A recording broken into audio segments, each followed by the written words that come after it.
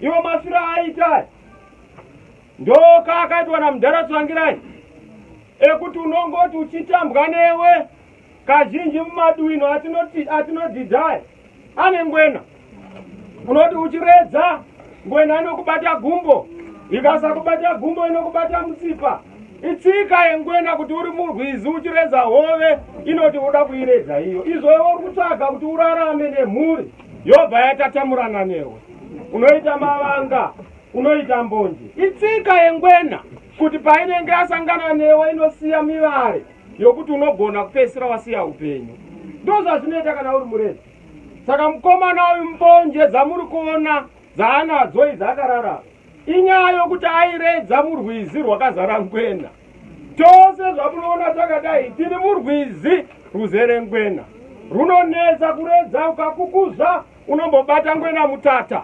Wabata muneti muya ngwena inodambura neti yobva yarova newe ipapo.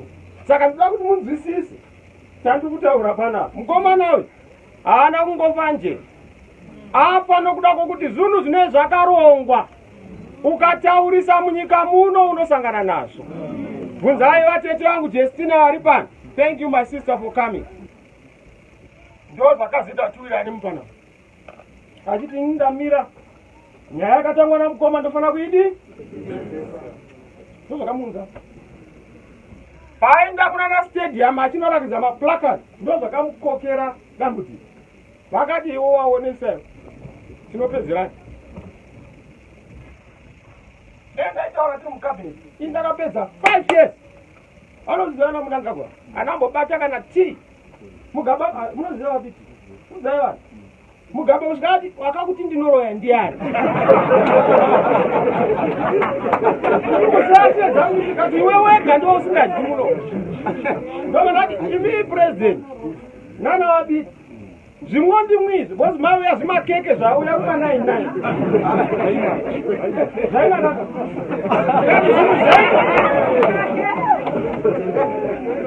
ndikati zvinhu zvenyu izvi kana mudhara mudaro zvinhu zvenyu mudhara zvichakuparira izvi. Musangodya, musaita nyanya rinoti rikangonzwa kuti pasvika muenzi rototi ndimai. Munoshamira nenyoka. Mudhara otoseka iri idodyo iri irwenure ali mari pamudzinjo kuchiruzenya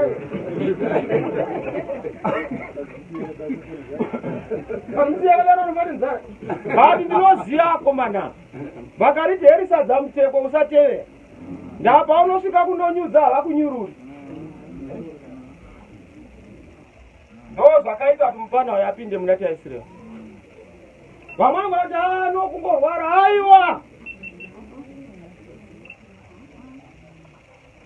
mumatorongo ndaiudzana hokwewo ndaiudzana skala kuti vakomana chero mukaita nzara yakaita sei simbai mudye chikafu chamunozwisisa ndamunorohwa mangwanani ngwanani. Chinonzi struggle hazvisi kuti tainda kunopinda mukano mamupere. We must be able to be there as revolutionary so that the revolution is not terminated. Because execution ye revolution haitwi nesutafa inoitwa tiri vapenyu. But hairevi kuti varakita makwara, we must be very vigilant in whatever we are doing.